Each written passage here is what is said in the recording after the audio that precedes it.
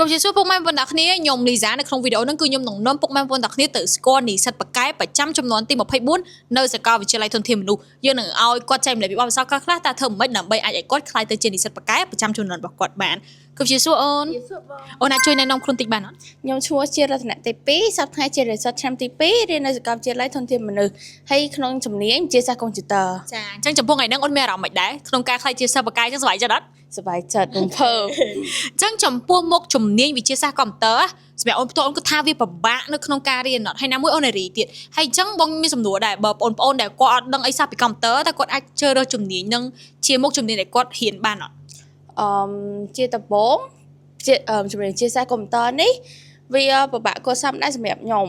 តែក្នុងការសិក្សានៅក្នុងឆ្នាំទី2នេះខ្ញុំតាមតែចាប់ផ្ដើមយល់ថាវិទ្យាសាស្ត្រកុំព្យូទ័រហ្នឹងវានៅមានអីច្រើនជាងហ្នឹងទៀតគ្រាន់តែនៅក្នុងឆ្នាំនេះឥឡូវខ្ញុំព្រាអត់ទាន់ស៊ីជម្រៅខ្លាំងទេតែថាវាតាមតែចាប់អាចថាតាមតែចាប់ផ្ដើមចូលក៏បានដែរហើយចំពោះករណីដែលបងសួរថាវាពិបាកសម្រាប់អ្នកដែលចង់ជ្រើសរើសវិទ្យាជំនាញហ្នឹងអត់ខ្ញុំគាត់ថាបើអ្នកអត់ចេះកុំព្យូទ័រអាចនឹងរៀងពិបាកបន្តិចដោយសារជំនាញហ្នឹងយើង focus ទៅលើកុំព្យូទ័រច្រើនហើយមួយទៀតក៏ focus ទៅលើភាសាអង់គ្លេសច្រើនដែរអញ្ចឹងបើយើងអត់ចេះភាសាកុំព្យូទ័រឬក៏អង់គ្លេសហ្នឹងវាពិបាកសម្រាប់យើងក្នុងការរៀនដូចគ្នាអូខេតែបើទៅអូនស៊ូបានអត់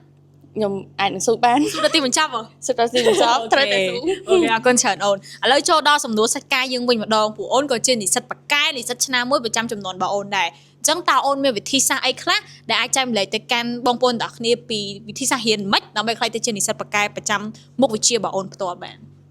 ចំពោះខ្ញុំដែរដើម្បីឲ្យខ្ញុំរៀបបានចំណាប់ថ្នាក់ល្អអញ្ចឹង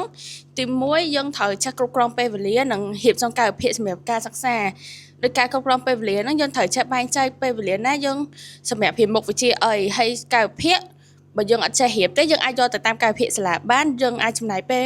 នៅផ្ទះ1ម៉ោងឬទៅ2ម៉ោងសម្រាប់ការសិក្សាជំនាញមុខវិជ្ជានឹងនីមួយៗហើយទី2យើងសកម្មភាពយើងនៅក្នុងថ្នាក់ហ្នឹងពេលដែលយើងអត់ចេះឬក៏អត់យល់អីយើងត្រូវតែហ៊ានសួរគ្រូឬក៏សួរមិត្តរួមថ្នាក់យើងដែលនៅក្នុងថ្នាក់ជាមួយគ្នាហ្នឹងហើយមួយទៀតយើងក៏ត្រូវតែចេះកត់ត្រានៅចំណុចសំខាន់ដែរជាពិសេសចំពោះកូដភាគច្រើនវាតែងតែមានខុសគ្នាទៅតាមភាសានីមួយៗតែខ្ញុំsuggestថាខ្ញុំចង់ឲ្យអ្នកនរគ្នា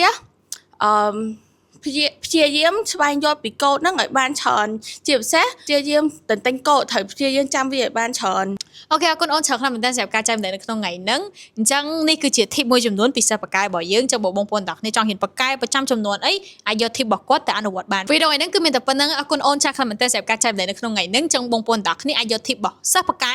ទៅអនុវត្តបានដើម្បីក្លាយទៅជានិស្សិតបកកែប្រចាំចំនួនទាំងអស់គ្នាសូមអរគុណ